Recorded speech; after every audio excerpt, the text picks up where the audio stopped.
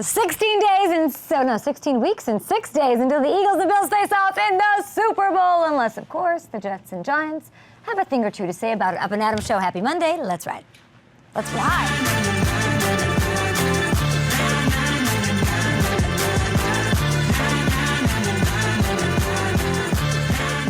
Did I just say let's ride unironically? What happened here? That is not what I wanted to say. It flew out of my mouth, but it does preview a Monday night matchup, of course, between the Chargers and the Broncos in the AFC West. I wanted to Chris Collinsworth slide into here because we didn't get it. We were robbed last night, so I'm going to do it myself.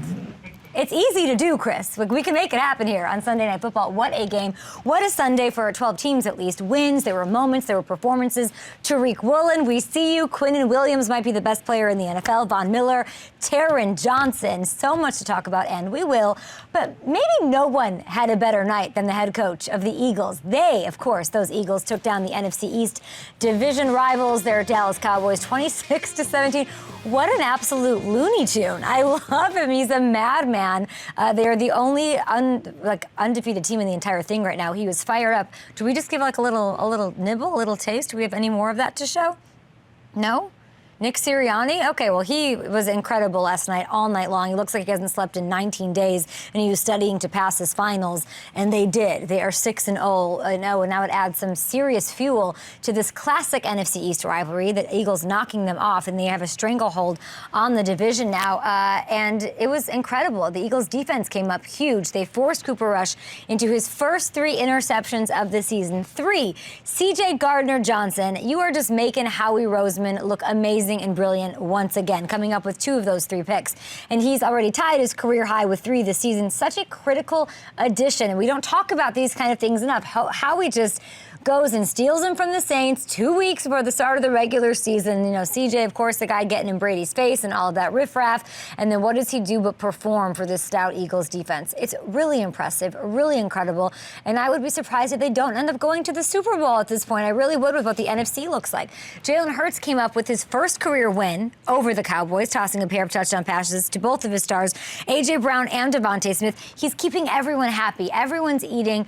And the win is a huge to-do list checker. Like a big, you know when you do one and you've been waiting and it's at the bottom and you don't get to it on the to-do list and you finally do, and it matters. It means something to take down the Cowboys. And Jalen Hurts, of course, deserves to be Philly's franchise quarterback. At this point, it is clear they have their guy. He has passed every test. He has shown so much improvement as a passer. He's now racked up the 2nd most primetime wins against a top-tier NFC opponent. And I know it wasn't pretty. On our 5:30 call, let's stop right there. I'm talking to Marissa for a second, and I'm saying, yeah, how are you? How are you feeling? And she's like, nah, cautiously optimistic. And I get it because, you know, it was nice in the beginning, and then it got a little bit tougher as things went on because, you know, 2 picks in the first half, 36 passing yards, and a passer rating of 1. The Cowboys in a 20-0 hole. Cooper Rush did battle back, and he looked good, and he gave Marissa McBride and Eagles fans out there something to be worried about. He brought the Cowboys to within 3 in the 4th quarter before the Eagles finally put it away. So while the effort and the turnaround was really impressive, I do think last night showed us all, and underlined and highlighted and bolded and circled and underscored, why Dak needs to be the guy going forward in Dallas. If Cooper won last night, it would be a different conversation. This is kind of good and nice and easy for Jerry Jones because I think the quarterback drama that might have been won't happen, and we will see Dak under center hopefully next week against the Lions. Your thoughts at Up and Adam Show on both those squads. On my not so crazy take, I think that the Eagles might go all the way. Okay, we've got some injuries to talk about. We have really fun guests on the show. We got to get to New York, so let's get to my big takeaways from Sunday's action. I was in Chicago all weekend. I'm living in LA for now, and I would really like to be in New York to be witnessing all of this. The Giants improve to 5-1 after taking down the Baltimore Ravens, so 24-20 was the score. And emotions were riding high after this game. Take a look at this. Man, y'all can see my emotions going crazy. We did it, man. We in MetLife, man. I love it. I'm happy to be here, man. Go Big Blue, baby.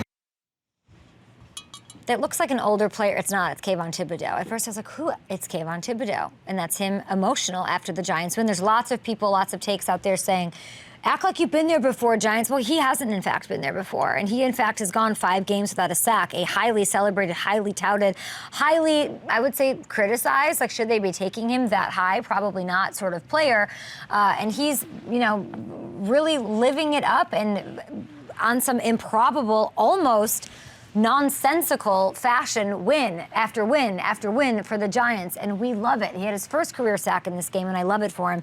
And the Giants, they keep rolling, right? They keep getting it done, and it kind of didn't make sense. When I say it's impractical, the Ravens had 406 yards to 238 for this Giants squad. They were giving up 7 yards per play while gaining just 3.8, and yet they somehow still were able to wipe away and erase a 6-point or a deficit, rather, 6 points of them left in the game to absolutely shock Baltimore and what they were trying to do. So Brian Dable, Mike Kafka, Wink Martindale, so much credit to them this morning for finding ways to keep this team in the mix, even though there were injuries, right? Daniel Bellinger led them in receiving with just 38 yards. Really wrap your head around that. And they are rolling, and it is nothing short of a miracle. New York City loving seeing their G-men already with so many wins, more wins than they had all of last season, their first 5-1 start since 2008. But that, of course, not the only thing. Their roommates at MetLife, the Jets, stifling Aaron Rodgers, almost a bigger deal. 27-10, not a close game in Lambeau. And Robert Saleh, who has Aaron Rodgers' number, of course, had some things to say about what went on. The mindset to go 60 minutes. And to give them 60% more, and just keep giving them body blow after body blow after body blow, and just keep hitting them in the mouth. O-line, just keep pushing and just keep leaning on them. And we felt like if we can just keep taking them down to deep water, they'll find out they can't swim. And it was just a mindset. I immediately thought of when I was in Africa this summer, and I was telling, and I told you guys all the story with the crocodiles, and there's wildebeest, and they're crossing the river in the Serengeti, and these crocodiles come and just lightly snatch them, like I'm taking something off a charcuterie board. Take them, drown them, and that's what he's saying. Robert Saleh there, he's basically calling the Packers soft. It's what he's doing, saying, come to the deep end. We know, and you know that you can't swim. So there's a lot going on in that little sentence alone. If you go to Twitter search and put Packers soft right now, I'm sure it'll come up with a lot of answers, and that's what's being charged against them right now. But this is right now more about the Jets. Packers later in the show. The Jets improved to 4-2. Hello, this is so exciting. 3 straight wins on the road, 3-0 with Zach Wilson starting under center, and for the first time in forever, there's genuine excitement. There's intrigue. There's buy-in around this team and its young stars. Well, this, of course, was a moment. This is Gardner, who we know has antics and all of that, and had himself a game, so he deserves it. But he was celebrating with some Jets fans, takes a cheesehead. He's doing his thing, and then I think it was Alan Lazard. I don't know why. Was he walking down the Packers tunnel?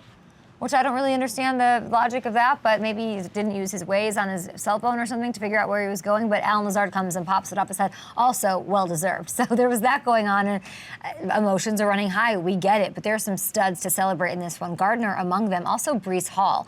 Over 100 yards for his second straight game. I meant what I said about Quinnen Williams. He had 2 sacks. And Sauce Gardner, like I said, making life absolutely miserable for A-Rod. So with each passing week, Robert Saleh's receipts soundbite is etching itself into New York sports lore, alongside iconic media moments just like Joe Namath. I'm going to put it up with the Mark Messiers of the world, the Jim Fossils, this team is going to the playoff speech, all of that, and pretty much everything that came out of Yogi Berra's mouth. This is along with that, where they're sitting here pretty to start the 2022 season. Last thing we'll talk about, what else was really interesting? Brian's looking at me like, can you talk about the Bills, please? We will, but not until we talk about Mitchell Trubisky sparking those Steelers 20-18, a win over the Buccaneers and Tom Brady. And everybody's mad Tom Brady was at Kraft's wedding on Friday night. Like, it had anything to do with this. Are you guys kidding? But what happened was, Kenny gets hurt. He came in, Trubisky did, kind of like midway through the third quarter, and it was electric. He went nuts, right? 9 of 12, 144 yards, a difference-making touchdown pass to Claypool.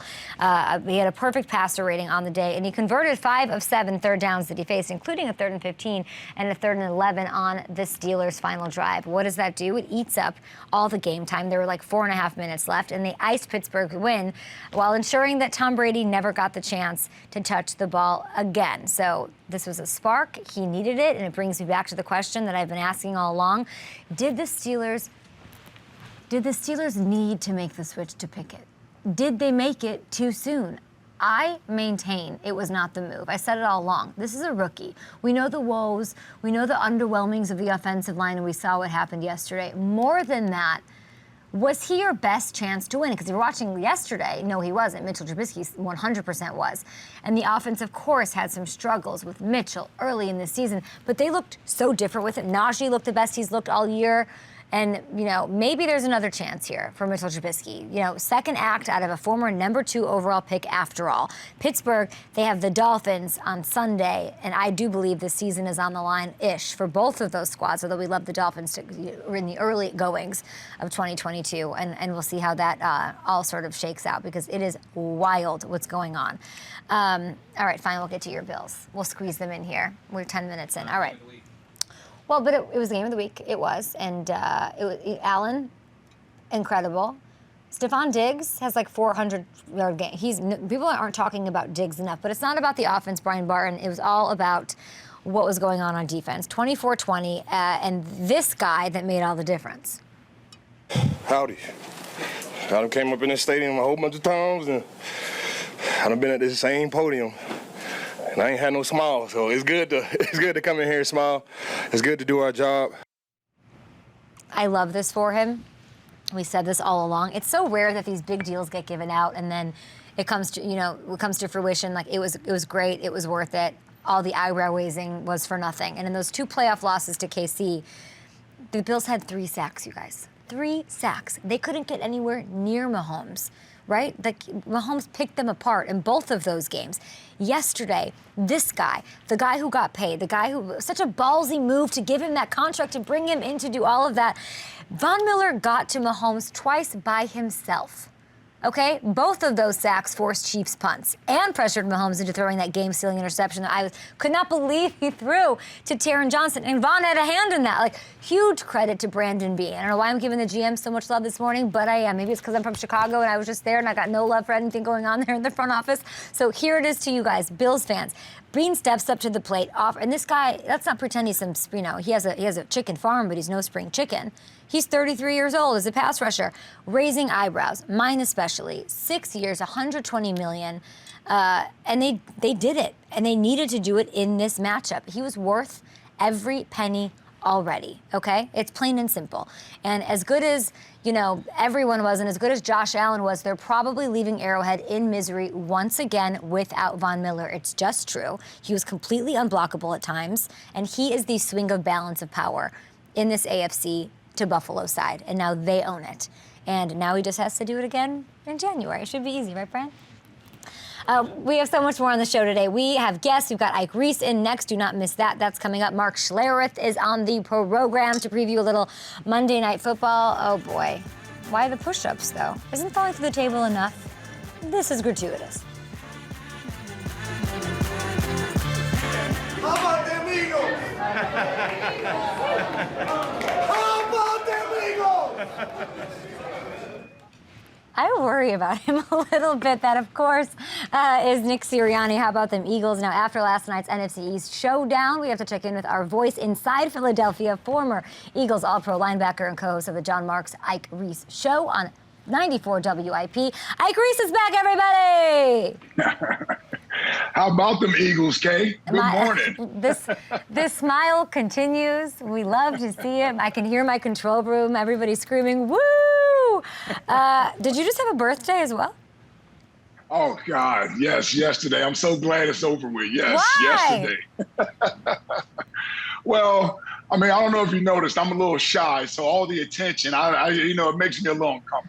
Oh, okay. Well, hold the birthday cake then, everybody. We're going to all sing to you on the air. All right, but I know something that doesn't make you uncomfortable. It's the fact that your Birds are 6-0 with a ginormous win last night against a bitter division rival. A wellness check on Philadelphians right now. Is the entire city just insane? Yeah, it's been crazy around here the past couple of weeks.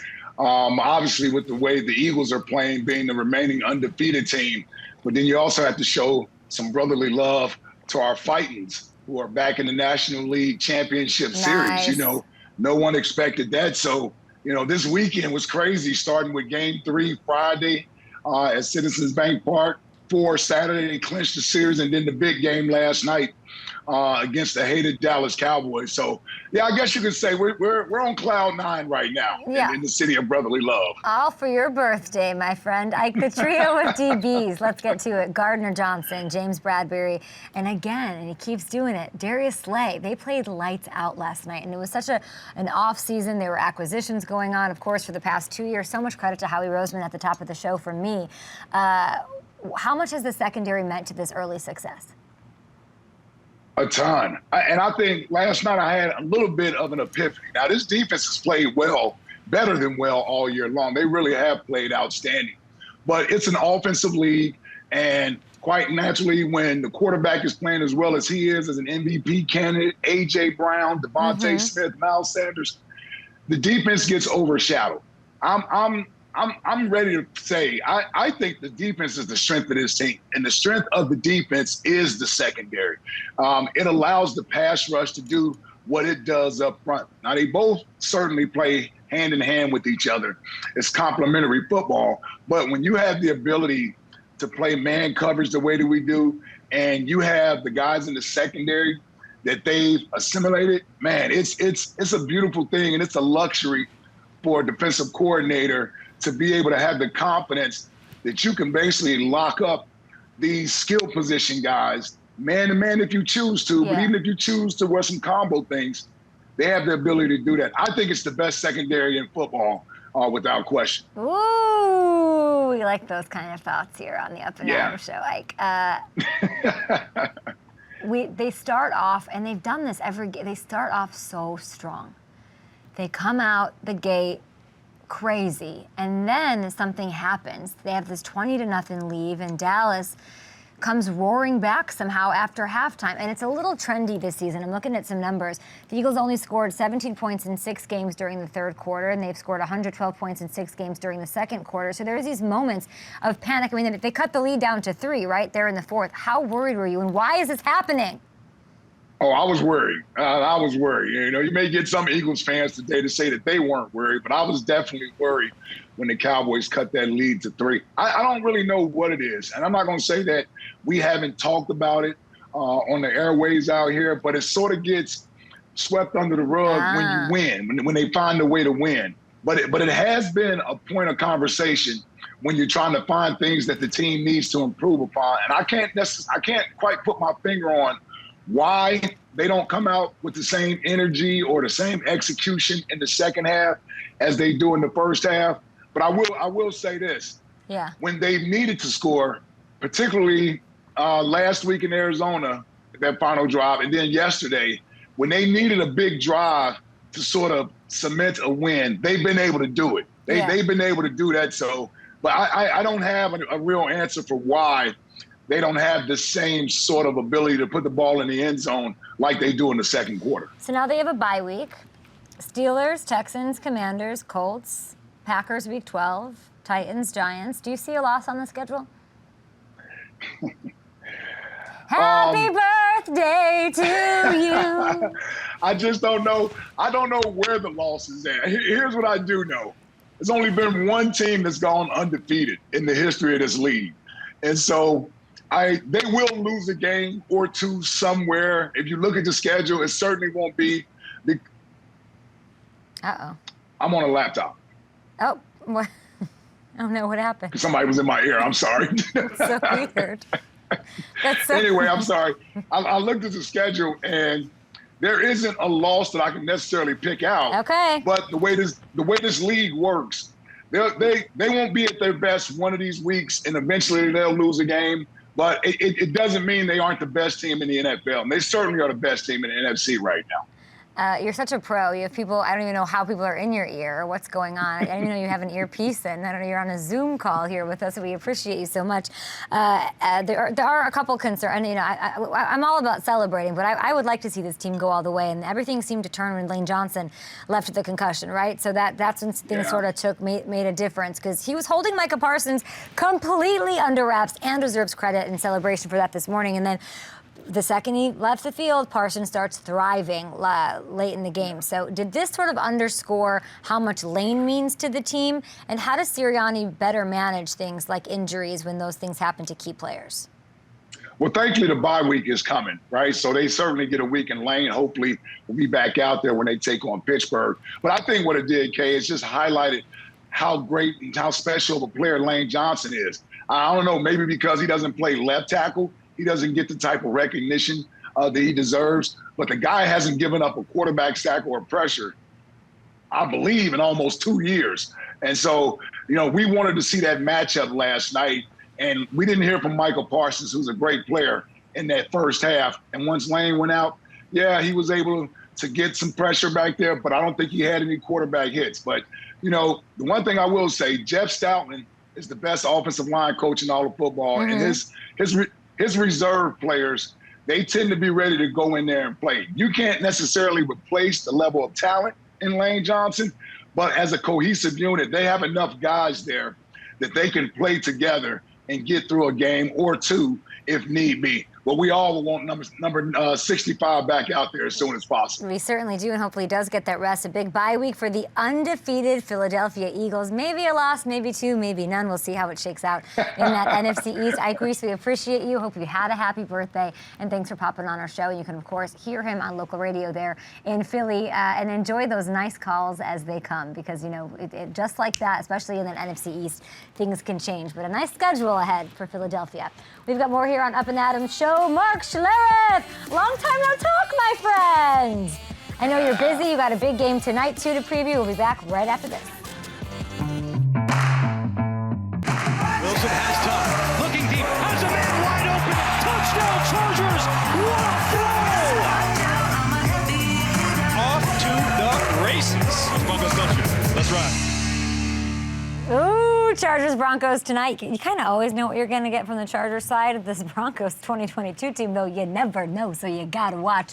And to break it down, other NFL storylines on this Monday following Week 6 action, we have a very special guest. He played offensive line for 12 seasons with Washington and Denver, a 3-time Super Bowl champ, which is insane, and a current analyst for Fox Sports, who I'm sure is very tired after yesterday's game that you called. How are you, Mark Schlereth? I'm doing great. I am doing great. Always energized during the football season, so it's always a good time. Are you hotel lifing it right now?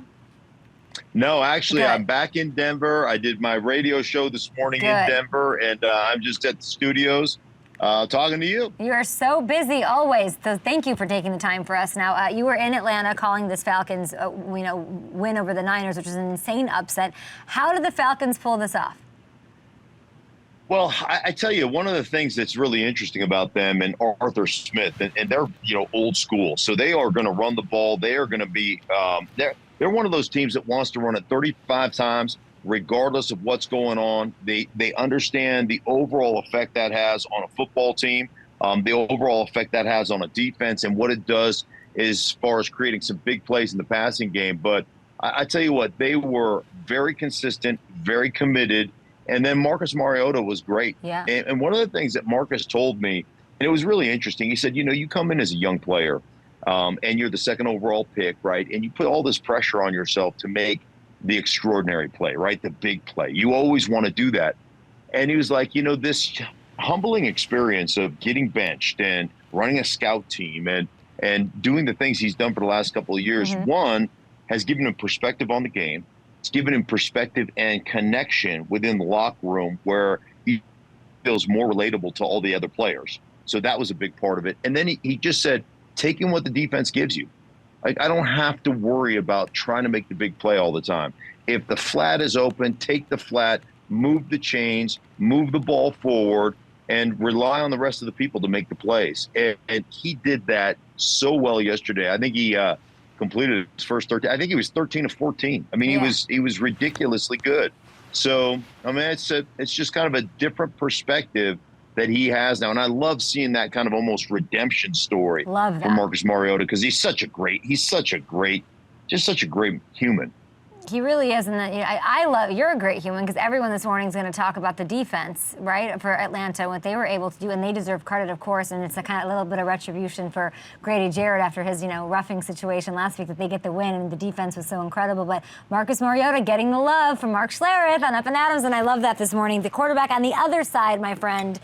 2 interceptions in this game. He had 0 picks in his previous 2. Was this a step back or a hiccup?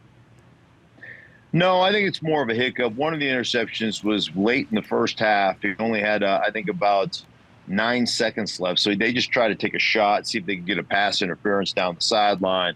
Ended up throwing that up and getting that one picked off. So that one, that one is what it is. It happens occasionally. And, you look at those situations. The other one could have been called a pass interference, bounced off the receiver's hands, great pass breakup on the particular play, but bounced up in the air and was picked off. So, there was a flag thrown for pass interference, and then it got picked up. Yeah. So that's one of those situations. But, you've got to look at the way the San Francisco 49ers are built. They have to run the ball. They have to set up their play action passing game off the run. And when they can't do that, they don't have the kind of offense they can just throw it down the center of the football field and get big plays. That's not how they're constructed. They got to throw the bubble screens. They got to have guys break tackles and make big plays in the passing game.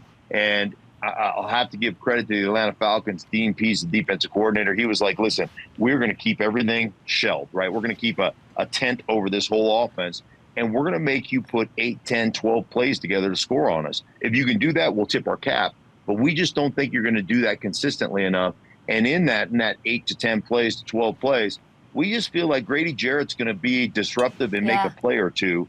Our guys are going to make plays, and they did it. I mean, they executed that to perfection. What did you make of Kittle after the game, saying that he's not sold, or he's questioning the effort of his Super Bowl contending, hopefully, team, the Niners, at every position? What did you make of that? Very uncharacteristic of Kittle.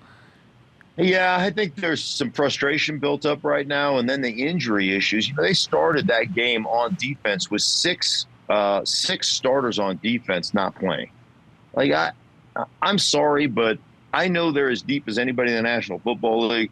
But when you lose 6 players and you lose guys, the likes of starting corner Emmanuel Mosley, Nick Bosa, Eric Armstead, Javon Kinlaw, and that takes its toll on you as, it just takes its toll on you. And those things hurt. And then you also, Trent Williams, who to me is, one of, if not the best football player in all the National Football League. He can't start because he's injured.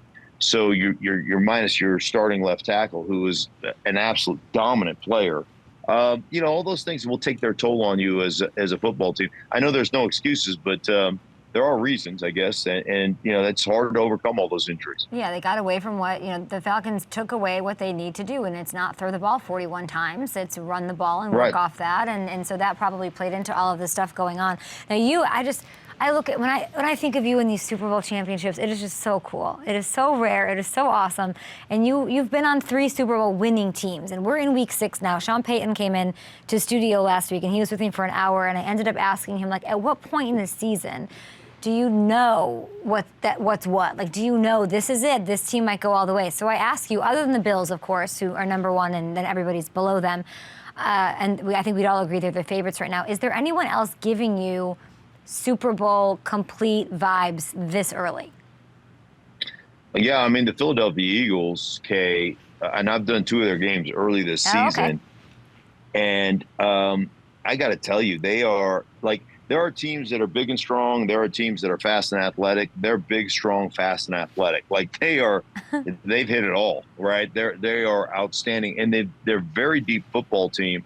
And so they can overcome some injuries and things of that nature. But, you look at them offensively, they have the offensive line to physically just absolutely shorten your neck, right? Just to run downhill on you. But they're athletic enough. Their guys are athletic enough to get to the edge and create edge runs, like explosive runs in the running game off the edge. Quarterback is playing very well. A.J. Brown is a big physical guy at the receiver position. Devontae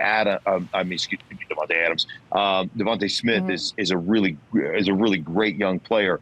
I think Dallas Goedert is one of the best one of the best tight ends in football that nobody talks about. Miles Sanders is a very good player. Then defensively, they're outstanding up front, big and strong up front. They're a problem up front. They've got guys like Fletcher Cox and Hassan Reddick that can rush the passer. Brandon Graham is one of the great players in this league that people don't talk about. And then they've got two outstanding corners. I would put them as if you put that tandem of corners together with Bradbury and Slay, they're probably the best two corners, like the best tandem of corners in the National Football League. So, there are no real weaknesses. So there's no weakness? They have nothing to work on? They almost lost the game in the fourth quarter to the Cowboys.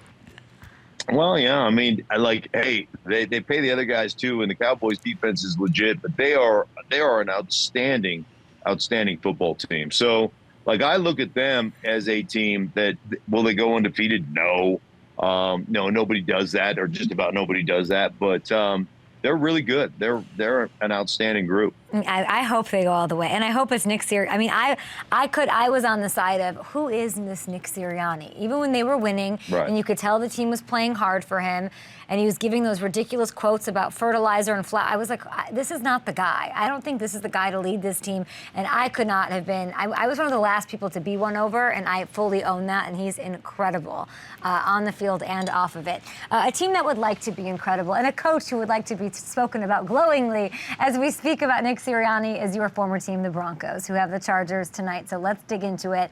The start of the Russell Wilson era in Denver, it has not gone quite as expected. What's your biggest takeaway from Wilson's play through these 5 weeks? Well, he has played poorly. There's no question about that. And he was it was probably the worst game he's ever played Thursday night against the Indianapolis Colts. So, I mean, that's just out there. There's no way to get around that. And I do believe that part of that has been, Russell has tried to change his game. Russell hears the critics. Russell knows that, to play long-term in this league, to go for another 10 years or whatever and to win multiple championships, he's got to transition to more of a pure drop-back quarterback. And he's heard those criticisms before, Kay. He's heard the fact that, he doesn't win from the pocket and he can't orchestrate from the pocket as well. And he takes too many sacks and all that kind of stuff. And I think there's been this transition. I think there's been this conscious transition, decision to play more like Drew Brees.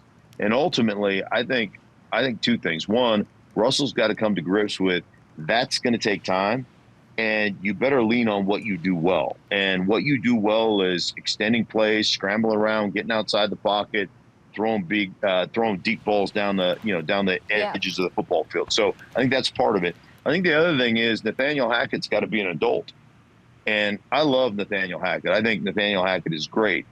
But at some point, you've got to sit there as a coach and say, okay, what we're doing is not working.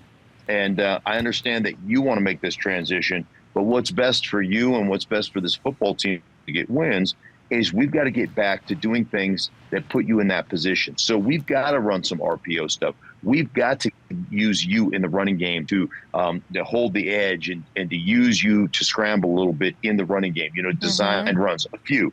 We've got to get you booted out of the backside of the pocket, get the throwbacks going back. We've got to have some more play pass stuff. We've got to get away from this straight drop back aspect of what you want to be. We got to get you under center. We got to quit playing so much shotgun, especially down in the red zone. We've got to do some things differently. And I'm the head coach. I'm going to be the adult. As a parent, I've raised 3 kids, right? Sometimes you got to step on your kids' toes a little bit and say, hey, this is, daddy's revoking your curfew, right? You don't get to come in. When you break my trust and my confidence, we're going to have some consequences to that. And I think there's got to be some consequences to this offense going forward. You don't think that it's a two-way street? You're saying it's like a parent-child relationship, but I would question, whether or not the team has trust in him. Does he have any trust to earn back? I mean, some of his decision-making has been called into question. Sure. How hard is it, Mark? You've been in the tensest locker rooms there are, when in the biggest games, the biggest stakes. When it's not going so well, obviously a win will remedy that. Get a couple wins, your team will follow you. But he has to do that somehow and work his way, I think, out of a hole that he's in that started week 1. I would totally agree with that. He's got to do that. And this is, to me, this is part of it, right? Put yourself back in that position to say, here's what we're going to do. You got to be, at some point, you got to be a leader, right? You can't keep doing the same thing and going, well, we'll work it out. It's going to be, it's going to be okay and it's going to work itself out. At some point, you got to put your foot down and say, what we're doing right now is not good enough. And I am no longer going to put up with it. And I think there's a real, I think when you become a head coach, there's a real aspect that, that to be a player's coach and to coach the players and to get the best out of the players. But you also have to be that guy where the buck stops here. Yeah. And take full responsibility for that. And authenticity to me is the most important part of coaching. You've got to be authentic, but you got to be in charge. And I think that's a fine balance. And I think we see that coaches struggle with that, especially first-time coaches struggle with that all the time. What is that balance? Because I know one thing about being a player. Players will give you an opportunity, but also players have a great ability to smell out, baloney. Yeah. And they've got great horse sense about them. And so they know when you're authentic and they know when you're not. And I think Nathaniel Hackett's a really authentic guy, but I do think at this point you got to put your foot down and say, there are going to be consequences. Like when Melvin Gordon puts the ball on the ground more than grass, Melvin Gordon can't play for me. And you can't keep putting him in there. Like, to me, you just can't do that. As a head coach, I'm like, hey, dude, you're not going to play for me anymore. But I think that's him trying to get, I think, because I'm just, sorry, we don't have a lot of time, but I'm with you on that because he coughs, puts the ball on the ground and then Hackett's up there saying, like, I have nothing but trust in him. And there's that fine line of, right, like, in my head, that's him trying to win the team. He wants to be, like, the guy, maybe that he was for Aaron Rodgers and company out there in Green Bay, but he wasn't a head coach back then. So you have that responsibility to make those decisions, and it hasn't been pretty. The thing we didn't talk about in this matchup is the fact that, or on the Russell Wilson side, there's a shoulder injury no one's freaking talking about. And his lat, I know it's not an excuse, but even in your assessment of this team and this offense and what's going on in the RPOs and all that, like, we have to keep in mind, Russell Wilson is dealing with something, and I don't think we're talking about it enough. I want to get your thoughts quickly before we let you go on your other former team, Washington, with what happened last Thursday night, and it was Ron Rivera's post-game presser that really stuck out and made the most news. So what was your reaction to that situation, that emotional, as emotional as he got, and where do you stand on Carson Wentz? Well, I mean, Carson Wentz hasn't played well. And, it was just how many days before where they asked him, what's the difference between what Dallas is doing? What's the difference between what Philadelphia is doing? What's the difference between what the Giants are doing? And Ron Rivera goes, well, it's the quarterback.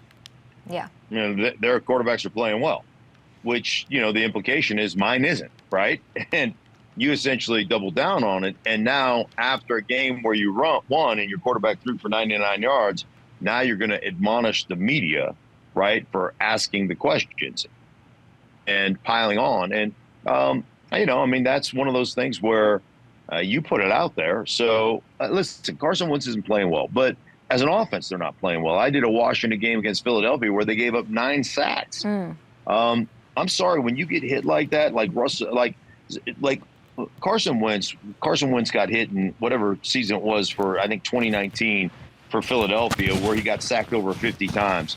You get sacked and you're getting pressured that way, like he's been, man, it speeds up your mechanics. It speeds up everything about you. Like, you just don't throw the ball very well. So, like, there's definitely some issues there. And offensively, they just haven't been very productive. And he hasn't been very good. But it's a combination of everything. But I think that was Ron Rivera's way of trying to support his quarterback after he essentially didn't, 4 days before. Yeah, Mark Schlereth, I could talk to you all day. You have takes, you're so honest, you're not afraid to say anything, and you can because you're a 3-time Super Bowl champ and you're awesome. So thank you for hanging out with us. Get some rest. You are working nonstop for Fox Sports. Mark Schlereth, I appreciate you. Yeah, I appreciate you, Kay. Take care. Thank you so much. We'll be back. We've got more. Thank you to Ike Reese. Thank you to Mark Schlereth. We'll go around some of these games and look forward to tonight's wrap-up of Week 6. FanDuel Casinos launched their exclusive FanDuel branded live dealer casino. It's available to play in Michigan and Pennsylvania. Now you don't need to leave home to be in a casino. Nope. That's right. You can play all your favorite table games like blackjack and roulette. That is not AI. That is not CGI. That is not, that's a real person. That is a real live dealer who deals real cards against real competitions.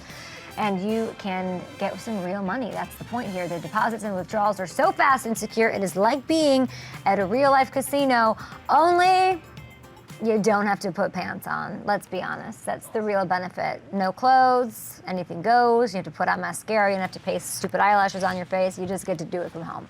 All right, let's get into some of these games that we missed. We got awesome time with Ike Reese, of course. The Eagles are on the bye, though, so we're going to forget about them. Sorry, Marissa McBride, for the next couple of weeks. Instead, let's talk about what happened in Lambeau. Packers fans, cover your ears! The Jets went in there and they took them down, and they kind of ran all over them, and they were taken. Those are Matt LaFleur's words. To get taken like this, woof, 27-10. After the game, Aaron Rodgers spoke with the media about what they need to do to improve the offense. Based on how we've played the last 2 weeks, I think it's going to be in our best interest to simplify things for everybody, for the line, for the backs, for the receivers, especially with Kabi's injury. Just simplify some things and maybe that'll help us get back on track. First of all, that's the best Aaron Rodgers outfit I've ever seen in a post-game presser, so I'm just going to give him a shout-out for that. He looks great. He keeps saying this. Simplify things. Simplify things. The scheme is really good, but what he is saying, in my opinion, is this is what I want to do and what I can do, but these guys are holding me back. That's what he's saying, and I sympathize with this. I get it. When you want to do something, you're not fully supported, all of that. But saying it out loud, I don't know about that. But I also love that he's honest, so it's complicated as always with Aaron Rodgers. And I'm going to be as sweet and cute and nice and Pollyanna about this as possible.